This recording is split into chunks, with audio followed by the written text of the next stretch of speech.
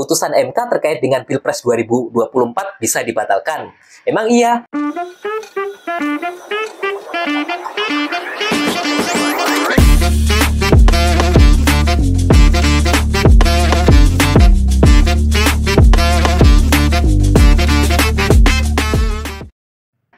Setelah proses yang panjang mengenai perselisihan hasil pemilihan umum presiden dan wakil presiden 2024, Mahkamah Konstitusi telah selesai membacakan putusan pada Senin 22 April 2024. Lantas, apakah terhadap putusan MK tersebut dapat dilakukan upaya hukum lain bagi pihak yang merasa tidak puas?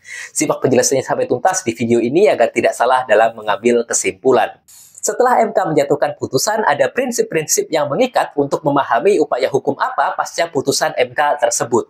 Secara normatif yuridis, putusan MK bersifat final dan mengikat sejak diucapkan dalam sidang pleno yang terbuka untuk umum. Ini berarti tidak ada upaya hukum lanjutan seperti banding atau kasasi dalam putusan Mahkamah Konstitusi yang merupakan tingkat pertama sekaligus terakhir. Konsekuensinya, putusan MK tidak boleh dianulir atau diabaikan. Putusan MK pada dasarnya memiliki akibat meniadakan suatu keadaan hukum atau menciptakan hak atau kewenangan tertentu.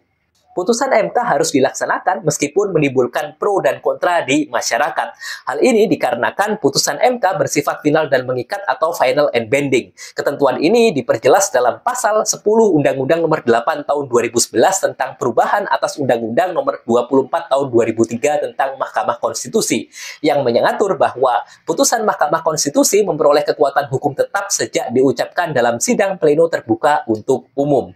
Sifat final putusan MK menunjukkan bahwa tidak ada badan atau institusi hukum lain yang berwenang melakukan peninjauan ulang terhadap putusan MK, sehingga langsung memperoleh kekuatan hukum tetap atau inkrah sejak diucapkan tanpa upaya hukum lebih lanjut seperti banding atau kasasi. Putusan MK ini juga berdampak kepada semua pihak yang berkaitan dengan putusan tersebut, termasuk lembaga negara, badan hukum, dan individu, sehingga putusan MK bersifat erga omnes atau berlaku bagi semua orang.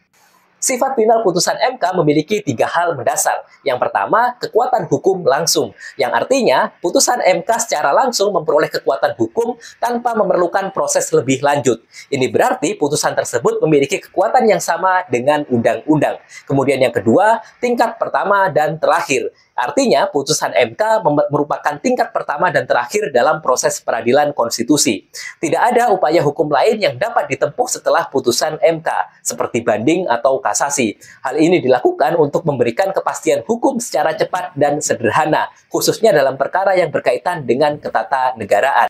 Kemudian yang ketiga, akibat hukum bagi semua pihak. Artinya, putusan MK memiliki akibat hukum bagi semua pihak yang terlibat dalam perkara tersebut. Ini berbeda dengan putusan pengadilan biasa yang hanya mengikat pihak-pihak yang berperkara. Putusan MK mengikat semua pihak termasuk lembaga negara, badan hukum, individu yang tidak terkait dengan perkara sekalipun, sehingga bisa disebut bahwa putusan MK bersifat erga omnes. Kesimpulannya, setelah putusan MK terhadap sengketa Pilpres 2024 telah dijatuhkan, tidak ada upaya hukum lanjutan yang bisa ditempuh. Putusan MK harus dilaksanakan tanpa penundaan dan semua pihak yang terlibat diharuskan mematuhinya. Hal ini penting untuk menjaga kepastian hukum dan integritas sistem peradilan. Terima kasih sudah menyimak video ini sampai tuntas. Jangan lupa like, comment, and subscribe dengan menggagas kita semakin cerdas. See you!